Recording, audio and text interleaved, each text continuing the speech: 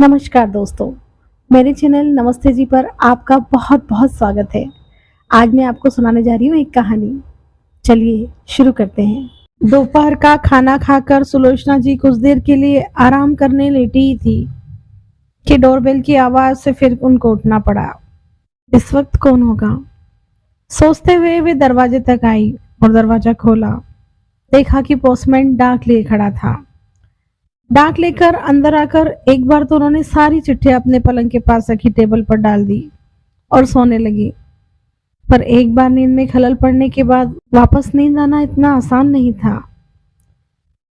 5-7 minute आंख बदलकर सोने का प्रयास करके वे फिर से उठकर बैठ गईं। पास रखी डाक उठाकर देखी तो उसमें टेलीफोन का बिल, बिजली का बिल और किसी मेडिकल कॉन्फ्रेंस का निमंत्रण पत्र था। 2 और पत्र नजर आए थे। एक लिफाफे पर उनका पता टाइप किया हुआ था। कोने में प्रेषक के नाम पर सौरभ का नाम देखकर आश्चर्य हुआ उन्हें। सौरभ सौरभ के दिल्ली जाने के बाद आज पहली बार उसका पत्र मिला था। इतने समय बाद बेटे को माँ की याद कैसे आई? इसी उत्सुकता के कारण उन्होंने झटपट सौरभ का पत्र खोला। सौरभ ने 2-4 औपचारिक शिष्टाचार के वाक्य लिखने के बाद अपने पत्र लिखने का मूल कारण लिख दिया। मम्मा, मेरा बिजनेस आजकल बहुत अच्छा चल रहा है और मुझे लगता है कि आगे भी इस क्षेत्र में बहुत स्कोप है। इसीलिए मैं इस बिजनेस को और बढ़ाना चाहता हूँ। इसीलिए मुझे एक बड़ी ऑफिस खरीदनी पड़ेगी। माँ, आप तो जानती है कि किसी मेट्रो सिटी में एक छोटी सी दुकान खरीदना कितना मुश्किल होता है। हालांकि मेरी कमाई तो अच्छी है, पर मैं अपने बिजनेस को डेवलप करने में उसको लगा देता हूँ। अब मुझे ऑफिस खरीदने के लिए एक्स्ट्रा रुपयों की जरूरत होगी मम्मा। इसके लिए एक प्लानिंग मेरे माइंड में आई है। क्यों ना हम अपना कोटा वाला मकान बेचकर रकम की व्यवस्था कर ले।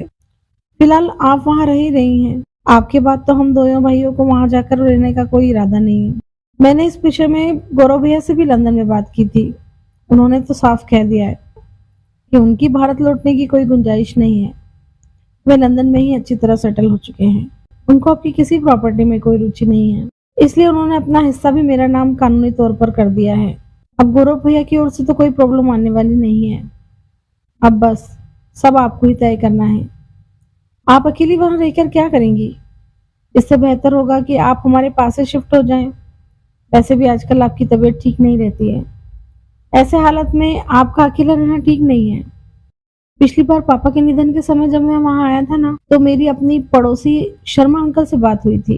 वे अपने मकान को खरीदने में काफी इंटरेस्टेड लगे थे, इसीलिए वे अच्छी कीमत देने को भी तैयार हैं। हाँ, ये मकान आपके नाम है, इसलिए सारे डॉक्यूमेंट्स पर आपके हस्ताक्षर होने हैं।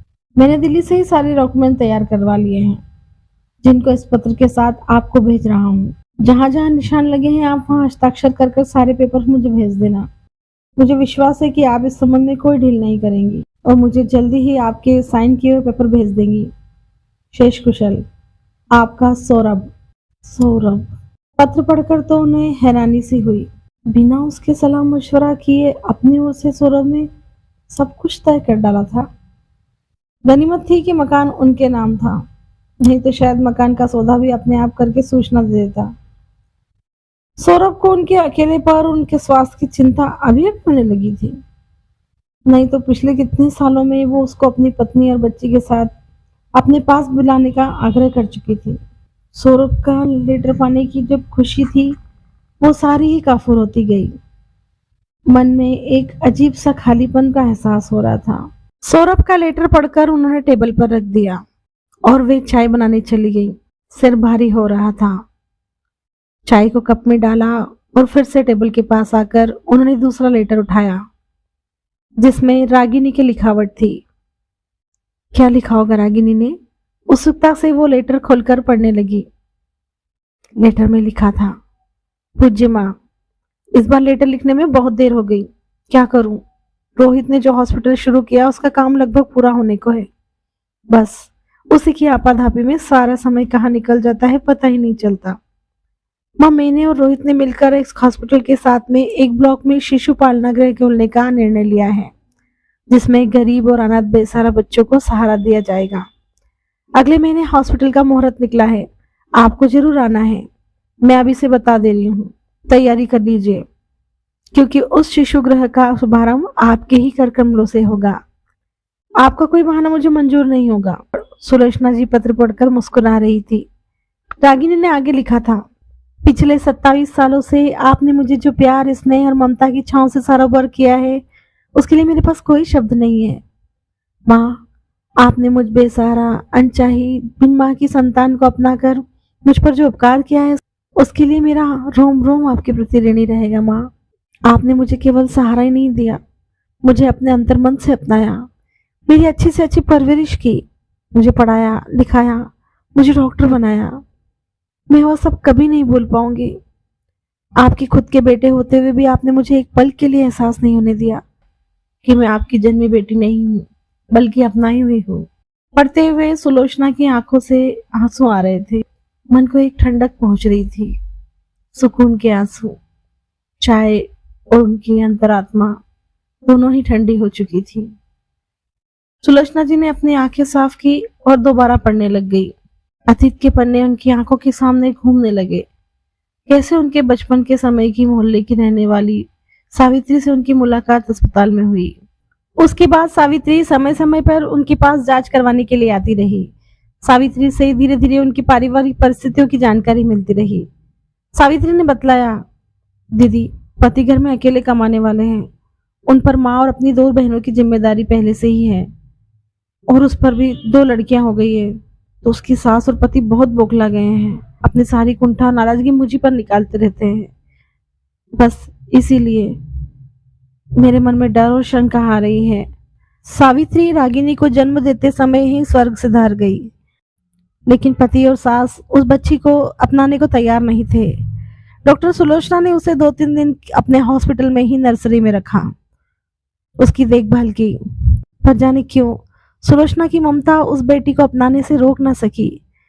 पहले तो घर वालों ने बहुत मना किया, इतने बड़े बच्चे हो चुके हैं, कैसे संभालोगी उसे, अपनी ड्यूटी करना, उसे संभालना इतना आसान नहीं है। लेकिन डॉक्टर सुलोचना उसे घर ले आई।